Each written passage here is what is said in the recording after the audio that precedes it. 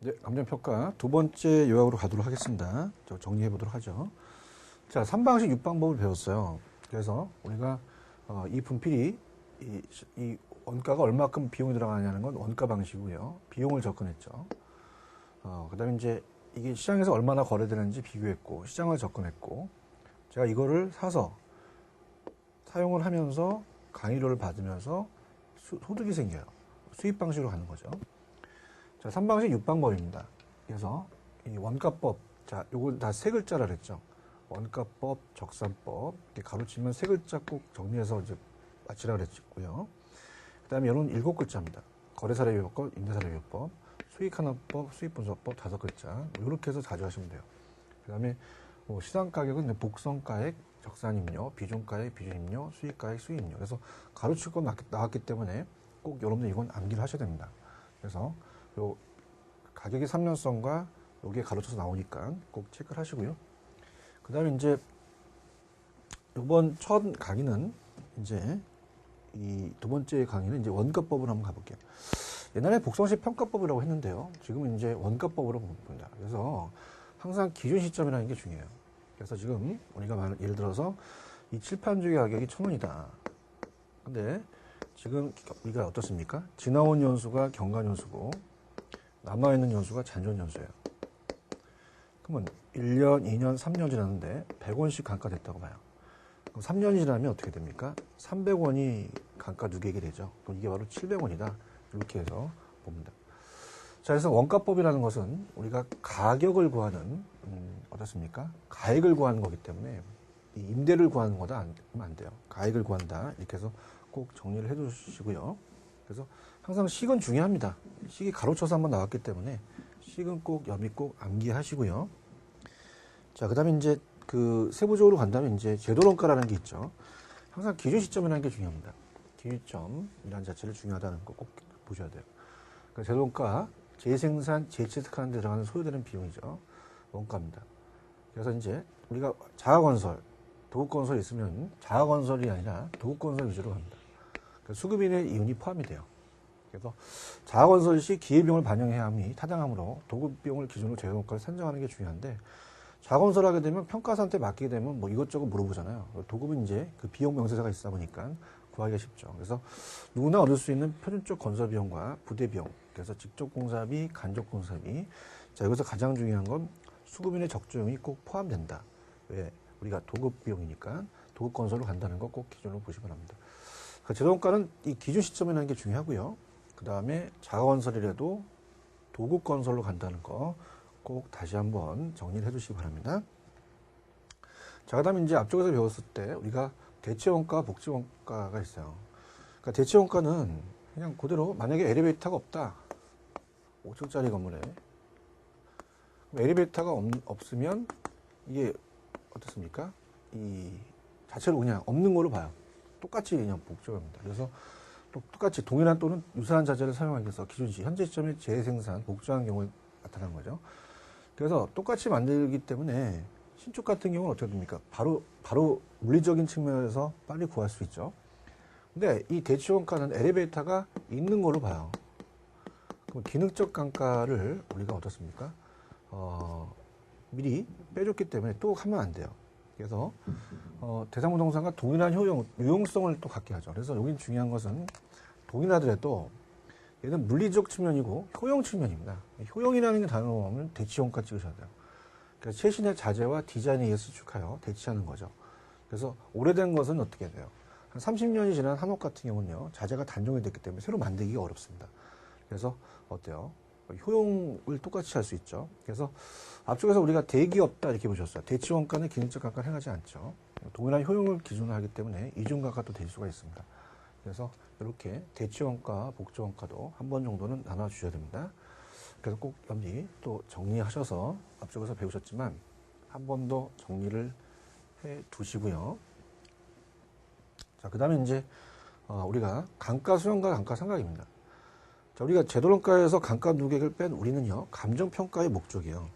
근데 상각하는 애들은요, 걔네들은 이 비용 처리를 합니다. 비용을 배분한다는 것은 감가상각한 만큼 비용을 처리해요. 그래서 손익을 파악하고 우리는 현재 가치를 파악하면 우리는 제도론가 잡지만 얘네들은 취득가격을 잡고요. 우리는 외부적인 환경도 중요하기 때문에 직접 관찰을 해야 돼요. 내부적인 가까운 보니까 가짜가 인정하지 않고요. 그 다음에 우리는 외부의 시장성도 고려합니다.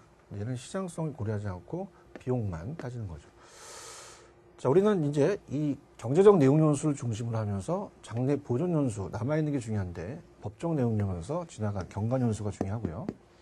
자, 수정은 어떻습니까? 물리, 기능, 경제, 법률적 감가 모두 취급하면서 실제 감가에 일치를 하죠. 실제로 보는 거니까. 근데 물리, 기능적, 경제적은 빠져요. 얘네들은. 경제적은 외부적인 건 안 합니다. 그럼 실제 감가니까 좀 불일치하겠죠. 그래서 우리가 토지도 원가 방식을 사용한다 그랬어요. 조성시 매립지는. 비삼각자의 토지에도 인정이 되며 삼각자에서만 인정이 된다. 그리고 간혹 우리가 예전에는 감가수정과 삼각의 차이점도 시험 문제에 나온 적이 있었습니다. 그래서 이것도 조금 비교를 해 두셔야 돼요. 근데 출제 빈도가 높은 건 내용 연수가 이제 감가상각에 대한 수명인데요. 자, 경제적 내용 연수는 이제 부동산의 유용성이 지속적으로 순수익이 발생하는 예산이기 때문에 보통 경제를 갖고 따져요. 법정이라는 건 철거 및 세법의 규정에 의해서 법 제도나 행정적 조건에 의해서 수반되기 때문에 이건 행정적, 법적은 이제 상가에서 따집니다. 우리는 상가 수정에서는 경제적 내용 연수를 따진다는 거 꼭 기억을 하시고요.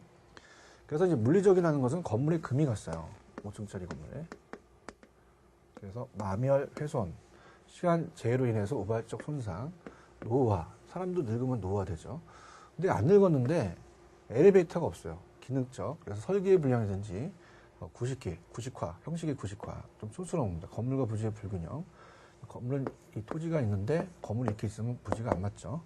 설비의 부족. 이런 거 나오면 다 기능적 찍고요. 경제적은 외부입니다. 그래서 인근 지역, 그다음에 환경, 시장. 자, 돈을 보면 사람들이 환장을 하죠. 환장.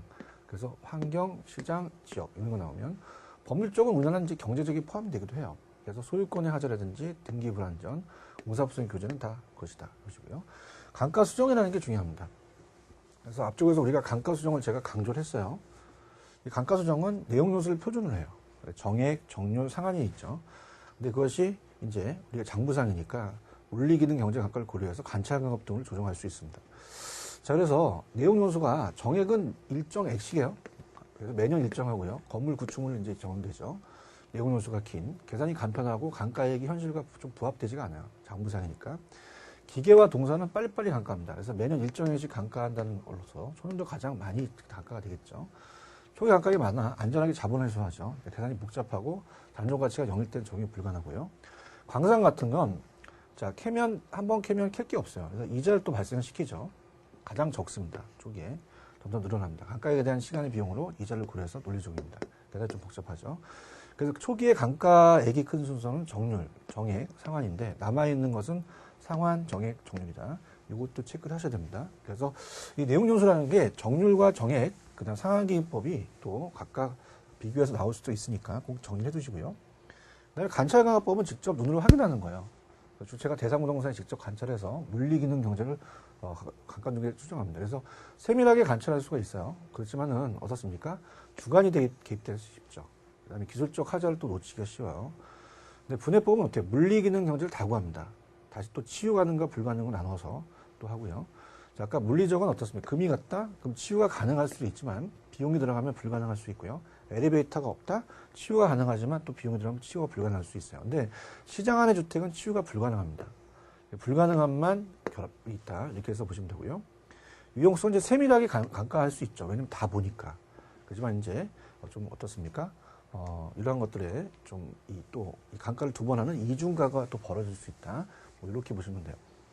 자, 그래서 우리가 이렇게 정리를 하시고요. 적사법이라는 건 그냥 간단히 보세요. 이건 기준 시점이라는 게 중요하고, 이거는 임료입니다. 그래도 세 글자니까 원가 방식인데, 그래서 기초가격에다가 기대율을 곱해서 플러스하는 게 중요해요. 필요적 경비는 더합니다. 왜냐하면 임료니까 더한다는 게 중요합니다. 그래서 많이 나왔던 게 이 계속해서 임대차 하는데 필요한 경비를 가산한다는 게 중요해요. 그 다음에 이 첫 번째 가장 중요하고 가격이 아니라 임료라는 거. 그 다음에 얘는 세 글자니까 얘도 원가 방식이라는 거. 자, 이렇게 해서 정리해 주시면 돼요. 그래서 적산법과 원가법 중에서는요, 원가법이 더 출제가 제일 잘 됩니다.